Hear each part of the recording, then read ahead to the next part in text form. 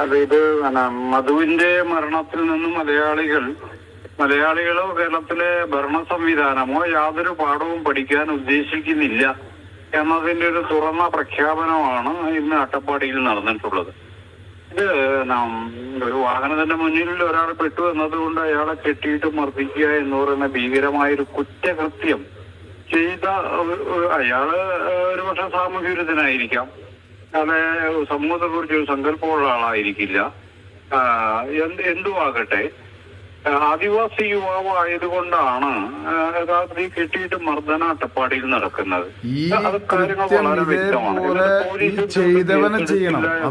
ഏറ്റവും മർമ്മപ്രധാനമായ കാര്യം എന്ന് പറയുന്നത് ഈ ആദിവാസികളെ മർദ്ദിക്കുവാനും അവരെ കൊല്ലുവാനും കൊന്നാൽ അതിന്റെ തെളിവുകൾ നശിപ്പിക്കുവാനും എൻടയർ സിസ്റ്റം, അതാണ് നമ്മൾ കാണേണ്ടത്. നമ്മുടെ പോലീസ്